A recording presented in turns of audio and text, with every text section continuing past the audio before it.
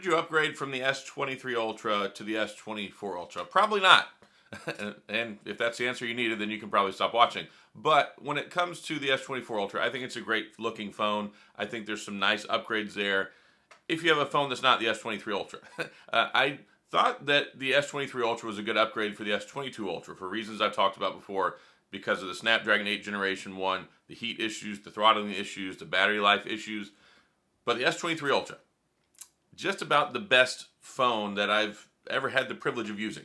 And it was definitely the best Samsung phone of last year, and I called it the best phone of 2023. So when you look at the best phone of 2023, starting off 2024 with its successor, we have to really look and see what kind of changes we have here, and do the benefits really outweigh it. Now, normally buying a year-over-year upgrade is not necessarily a good idea. But if you have the S22 Ultra, S21 Ultra, S20, fantastic idea to go ahead and upgrade, because there are a lot of new things. And I want to talk about those new things real quick.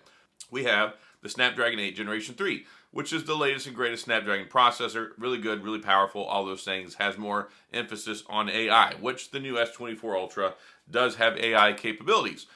But of course, as they said in the keynote, those capabilities are going to trickle down to other Samsung devices after like the second half of the year. So that means that the S23 Ultra will probably have the same features that you can use with the AI stuff that the S24 Ultra gets. You just have to wait maybe 5-6 months for it.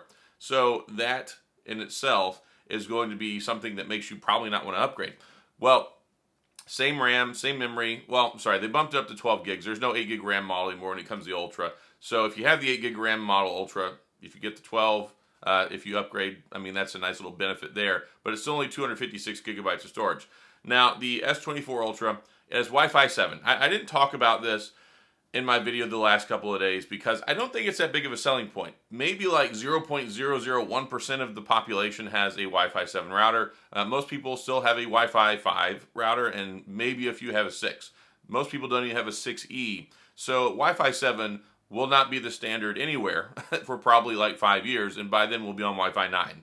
So I don't think it's a huge selling point. Is it cool? Yeah. Is there anything you need Wi-Fi 7 for? No, not really, especially not in a phone. So the Ultra does have Wi-Fi 7.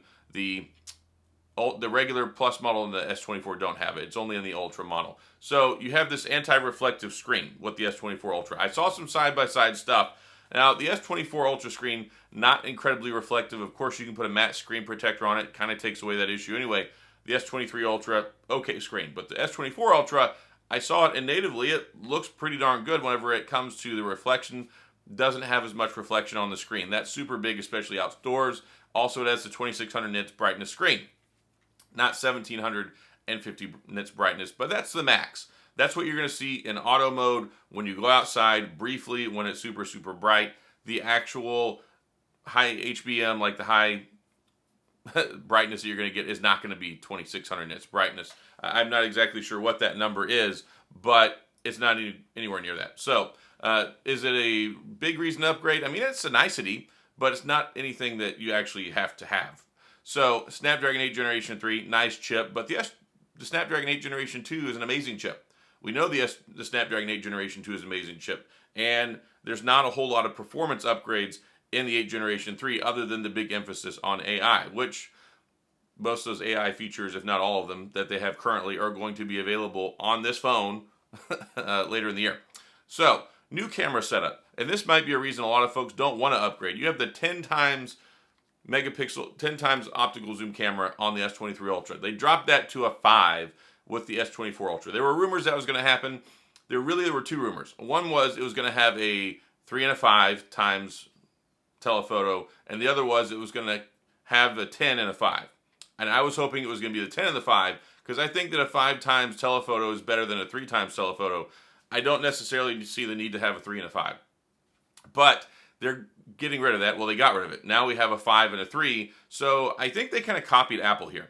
I think because iPhone 15 Pro Max has a 5 times I keep wanting to say 5 megapixel. Is a 5 times telephoto.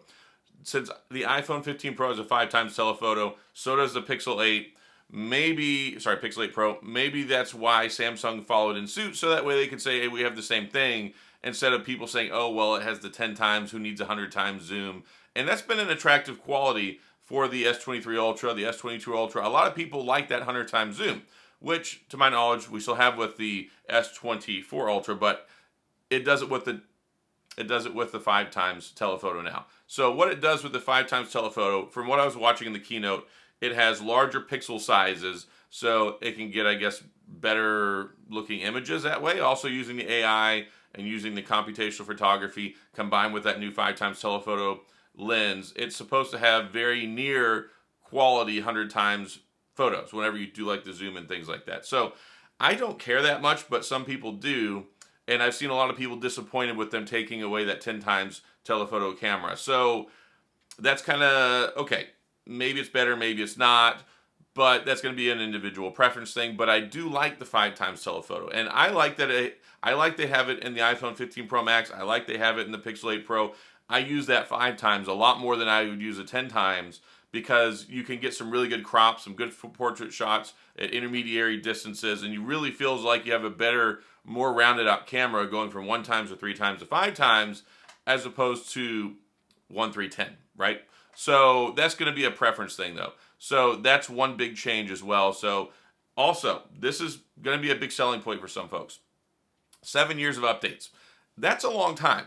And I know I've been critical of the Pixel 8 Pro because I don't really think any phone is good for 7 years. I kind of feel the same way here. I don't really think that Samsung 7 years is that much better than 7 years of a Google phone. Any phone that I think that you have for 7 years, I think you're going to be missing out a lot of stuff by the time it gets there. I mean, look at how many changes we've had in the last 7 years with these phones. I mean, what was 7 years ago? We had the S23, 22, 21, 20, 10, 9, like the S8. The Samsung Galaxy S8 and Note 8 were 7 years ago. I would not be caught dead using one of those phones today. I know maybe a few people might be hanging on to them, but that is not a good phone nowadays. Battery life was not good 7 years ago. It certainly isn't good now that it's significantly degraded if you haven't had to change your battery out. So I know technology has changed a lot since then. So a phone now, 7 years, will be hugely better than a phone 7 years ago today. So maybe it might still be all right by then, but we have a lot of things built in the software now to preserve the battery life, to limit charging speeds, not to overcharge the batteries, and to preserve the battery life to where it'll last longer. So that's the biggest question mark for me. Can a battery still have meaningful life in it 7 years later? And I know some people are going to say, well, you can just change the battery. Well, what does that cost you? 150, 200 bucks? I don't know exactly what it costs, but I know it's not cheap. And by that time, look at the offers that they have. Right now, you can trade in any Samsung phone, any condition, with like Verizon, T-Mobile, and AT&T. I know AT&T and Verizon. You could trade in an S7, and you can get the S24 or S24 Plus for free. For free. So why would you hang on to a phone for 7 years? That's my question. I don't know how good it's going to be, but why would you? Because there's so many deals with carriers, they'll give you this stinking phone for free as long as you continue to have service. Like, not a lot of people are just hopping to switch service when they're already getting the free phone. That's really good. So, yeah, it makes it really difficult to want to say, yeah, you should keep that phone for 7 years. I mean, I just don't believe in that. I think 5 years is like the magic kind of limit on the upside, which, hey, the S23 Ultra, it had 5 years of security patch updates and 4 years of software updates. I wish they had gone to 5 and 5. I think that would have been really good. But they want to one up or at least tie Google because most people, I think, have a higher impression of Samsung than they do of Google. I mean, that's also, I think, very keenly reflected in the market share. So, camera difference, and also it still had the same 200 megapixel camera as last year. So, if you don't care about the zoom, or if you do care about the zoom, like if you were more concerned about that and having your 10 times zoom, you still have basically the same camera setup already. You still have the same 200 megapixel camera. You still have a 6.8 inch screen, and it's not flat. So if you like the curved edge display, you're going to give that up going from the S23 Ultra to the S24 Ultra. 24 Ultra, it is round, it is flat. Well, let me rephrase that. It is still square. It is a square phone, but it has a flat screen. So it'll feel honestly like it has a little bit larger screen just because it won't taper off on the edges. So if you like the idea of having a flat screen, that could be a big selling point moving over to the S24 Ultra, especially since it also has the anti-reflective screen. It has the 2600 nits brightness. I mean, having a higher nits brightness is kind of nice. I've never had any issues with the S23 Ultra. It is a really bright, really nice screen. and I think just about the best screen you could get in a phone last year, despite it didn't have that super high brightness. If you don't stand out in the sun a lot, you're never even going to see that. So there's kind of some toss-up things, but the key takeaways are, I don't think there are enough things here to upgrade from the S23 Ultra. I think the Snapdragon 8 Generation 2, very well proven chipset, very powerful, amazing battery life, and the S23 Ultra is such a good phone. There's not really a whole lot to upgrade for. Now, when the S25 Ultra comes out, probably. But throttling it back a little bit, if you have the 22 Ultra, I think it's a great upgrade. If the 21 Ultra, fantastic upgrade. 20 Ultra, amazing upgrade. And the fact that you can still get like $500 of trade-in credit from, I think it's 500. It was a pretty decent amount for the S20 Ultra. Like, they really want people to, or Note 20 Ultra, they really want people to upgrade from older phones with this model, it seems, especially with the carriers. And if you're interested, I have links in the description. You can go straight to the Samsung website. You can get an exclusive extra $50 of Samsung credit. And they still have the deals where if you buy it, you can get the double your storage upgrade. So it's for the 256, you get a 512, which is nice. I got that same deal with my S23 Ultra last year. I love having 512 gigabytes of storage. So that's nice. Plus, they have 15% student discount. They have first responder and military discount, all that great stuff. And they have some exclusive colors. And of course, they have Samsung Care, which is probably the best way to take care of your phone if you get one of these phones. So I don't think that it's a great upgrade from the S23 Ultra. If I, Adam J. Matlock, were not a tech reviewer and did not need to buy it and review it, I would not be trading in my S23 Ultra for it. For normal folks, I think you should probably hold on to it. The S23 series phones were just so good.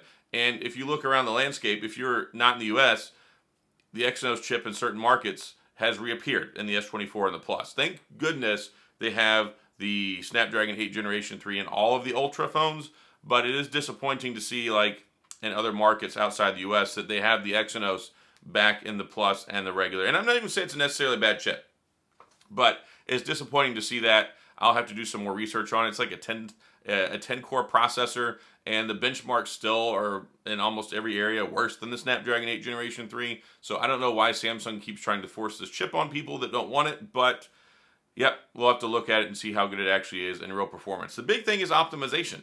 Whenever it came, it was very, very apparent with the S22 Ultra. The Exynos version was way worse than the Snapdragon, and the software optimization was not good. Samsung did not even customize their own software very well to take advantage of that chip, and it just made for a really poor experience, especially with the camera. So I don't know why they've done this, but thank goodness the Ultra in every market has the Snapdragon chip, so you don't have to worry about that. Again, so if you're looking at it, probably don't upgrade from the S23 Ultra. Anything prior to that, you're going to have a lot of great benefits that you can probably enjoy. So that's all I've got. If you have any questions or comments, please go to the comment section. I'll do my best to get back with you. If you enjoyed the video, please hit the like.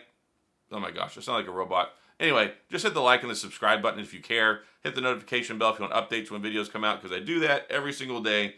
And as always, thanks for being here. I appreciate you watching. Go Texans today versus the Ravens. I'll see you guys next time.